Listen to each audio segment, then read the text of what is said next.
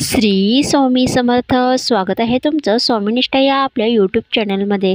स्वामी कृपेने तुमचा आजचा दिवस शुभ जावो व तुमच्या मनातील सर्व चांगल्या इच्छा पूर्ण होवोत ही स्वामींचरणी प्रार्थना करते आणि आजच्या या व्हिडिओला सुरुवात करते. भाद्रपद पौर्णिमा दरवर्षी भाद्रपद महिन्यातील शुक्ल पक्षाच्या पौर्णिमा तिथीला येते.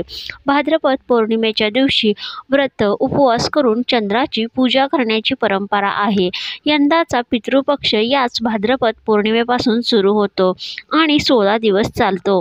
भाद्रपद पौर्णिमेच्या दिवशी पौर्णिमा श्राद्ध केले जाते. पौर्णिमेच्या रात्री देवी लक्ष्मीची पूजा केल्याने आपण जीवनात सुख, समृद्धी आणि ऐश्वर्य प्राप्त करू शकतो. तर भाद्रपद पौर्णिमा कधी आहे, भाद्रपद पौर्णिमेचे व्रत व स्नान कोणत्या दिवशी केले जाते याविषयीची माहिती आपण जाणून घेऊया. हिंदू कॅलेंडरनुसार यावर्षी भाद्रपद महिन्याची पौर्णिमा मंगळवार 17 सप्टेंबर रोजी सकाळी 11:44 सुरू होत आहे. ही तिथी बुधवार 18 सप्टेंबर रोजी सकाळी 8:04 समाप्त होईल. उदय तिथीच्या आधारे भाद्रपद पौर्णिमा ही 18 सप्टेंबर रोजी वैध आहे. यंदा भाद्रपद पौर्णिमेचे व्रत मंगळवार 17 सप्टेंबर रोजी पाळण्यात येणार आहे. त्या दिवशी चंद्रोदय संध्याकाळी 6:03 होईल. जे व्रत पाळतील त्यांनी संध्याकाळी 6:03 नंतर अंधार पडल्यानंतर चंद्राची पूजा करावी. भगवान सत्यनारायणाची कथा श्रवण करू शकता. सत्यनारायणाची उपासना केल्याने जीवनात सुख, समृद्धी आणि शांती नांदते असे मानले जाते. भाद्रपद पौर्णिमेच्या दिवशी रवियोग तयार होत आहे. त्या दिवशी रवियोग सकाळी 6:07 सुरू होईल आणि दुपारी 1:53 राहील. रवियोगात पूजा करायला हरकत नाही, कारण त्यात सर्व प्रकारचे दोष दूर होतात. रवियोगामध्ये सूर्याचा अधिक प्रभाव असतो. यंदा भाद्रपद पौर्णिमेला स्नान आणि दान 18 सप्टेंबर रोजी होणार आहे. त्या दिवशी सूर्योदय 6:08 होईल. पौर्णिमा तिथी संपण्यापूर्वी भाद्रपद पौर्णिमेला स्नान करून दान करावे. या दिवशी तुम्ही चंद्राशी संबंधित वस्तू दान करू शकता. यामुळे चंद्रदोष दूर होऊन पुण्य प्राप्ती सुद्धा होते. दरवर्षी भाद्रपद पौर्णिमेपासून पितृपक्ष सुरू होतो. यावर्षी 17 सप्टेंबरला भाद्रपद पौर्णिमेपासून पितृपक्ष सुरू होत आहे. पितृपक्षाच्या पहिल्या दिवशी म्हणजे भाद्रपद पौर्णिमेला पौर्णिमा श्राद्ध तिथी असते. या दिवशी कोणत्याही पौर्णिमेच्या तिथीला मृत्यू झालेल्या पितरांचे श्राद्ध केले जाते. तर मित्रांनो, अशी ही अत्यंत महत्त्वाची आणि दुर्मिळ योग असणारी पौर्णिमा तर वर्षातून ही एकदाच येते. आपणा सर्वांना माहीत आहे की पौर्णिमा ही तिथी माता लक्ष्मींना समर्पित आहे. त्याचप्रमाणे या दिवशी आपण भगवान विष्णूंची सुद्धा सेवा, पूजा अर्चा करत असतो.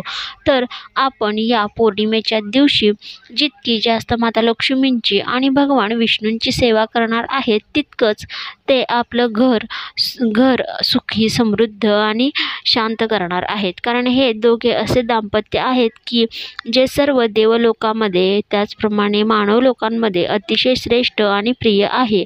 तर या दिवशी करावयाचे तुळशीचे काही खास उपाय आता आपण पाहूया. पौर्णिमेच्या दिवशी तुळशीला लाल चुनरी अर्पण करावी. तसेच त्या 16 शृंगाराचे सामानही अर्पण करा. असे केल्याने देवी लक्ष्मीची कृपा आपल्या कुटुंबावर राहते. तर बघा, त्याचप्रमाणे या दिवशी इच्छापूर्तीसाठी सुद्धा तुम्ही एक उपाय करू शकता. पौर्णिमेच्या दिवशी एका पिवळ्या रंगाच्या धाग्यात 108 गाठी बांधा आणि नंतर तुळशीला बांधा. असे केल्याने तुमच्या मनोकामना पूर्ण होण्यासाठी तुळशी मातेची प्रार्थना करा. हा उपाय केल्याने व्यक्तीच्या सर्व कितीही अशक्य असू दे समस्या दूर होतात. त्याचप्रमाणे मनोकामना पूर्ण होतात. जर तुमच्या वैवाहिक जीवनात अडचणी येत असतील किंवा लग्न जुळत नसेल तर तुळशीला लाल रंगाचा धागा बांधावा. असे केल्याने व्यक्तीला सकारात्मक परिणाम मिळू शकतात. तसेच या दिवशी तुळशीला कच्चे दूध अर्पण करावे. तुपाचा दिवा लावून तुळशीजवळ ठेवावा.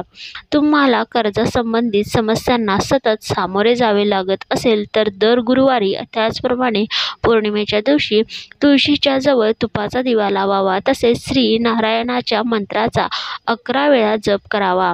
मंत्र आहे ओम नमो भगवते नारायणाय. असे केल्याने तुम्हाला कर्जापासून लवकरच मुक्ती मिळेल. तर मित्रांनो, आपणा सर्वांना हे माहीतच आहे की पौर्णिमा ही तिथी माता लक्ष्मींना समर्पित आहे. त्याचबरोबर या दिवशी श्री विष्णूंची सुद्धा पूजा केली जाते. आपल्या हिंदू संस्कृतीमध्ये दीपदानाला अनन्यसाधारण असे महत्त्व आहे. काही विशिष्ट वेळी एखादी इच्छा पूर्ण होण्यासाठी, त्याचप्रमाणे एखाद्या विशिष्ट देवतेला प्रसन्न करण्यासाठी व विशेष पूजा करण्यासाठी कणकेचे दिवे लावण्याची प्रथा आहे. त्याचप्रमाणे आपल्या संस्कृतीमध्ये दिवे दान करण्याची सुद्धा परंपरा आहे. तर खास करून कोजागिरी पौर्णिमा, त्याचप्रमाणे देवीचे वेगवेगळे सणवार, उत्सव यावेळेला आपण दीपदान करतच असतो. तर या दिवशी, पौर्णिमेच्या दिवशी सुद्धा तुम्ही माता लक्ष्मींच्या नावाने आपल्या प्रवेशद्वारासमोर तसेच मंदिरांमध्ये दीपदान करू शकता. तर बघा, या दिवशी काय करायचं आहे. या पौर्णिमेच्या संध्याकाळी तुम्हाला कणकेचे दिवे करायचे आहेत. तर कणकेचे दिवे, त्यामध्ये मीठ किंवा हळद न घालता कणकेचे दिवे तयार करायचे आहेत आणि हे जे दिवे आहेत ते तुपाने भरायचे आहेत. आणि हे दिवे तर या दिवशी सायंकाळच्या वेळी म्हणजे 7 ते 8 या दरम्यान प्रदोष काळामध्ये, जो प्रदोष महत्त्वाचा काळ असतो, त्या काळामध्ये तुळशी मातेची पूजा करायची आहे व तिचे स्मरण करून तुम्हाला तेथे एक तुपाचा दिवा प्रज्वलित करायचा आहे आणि तुळशीच्या प्रदक्षिणा घालायच्या आहेत.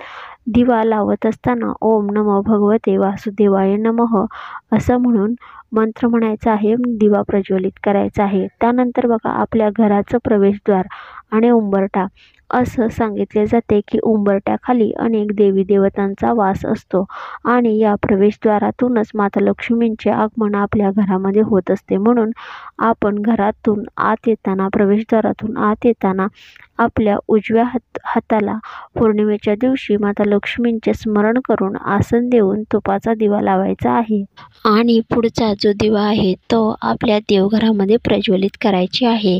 ईशान्य दिशा ही देवांना आकर्षित करण्यासाठी आणि देवी देवतांना प्रसन्न करण्यासाठी मान्य आहे, शास्त्रमान्य आहे. तर याच दिशेला, ज्यांचे देवघर याच दिशेला आहे, त्यांनी तिथे देवघरामध्ये लावायचा आहे.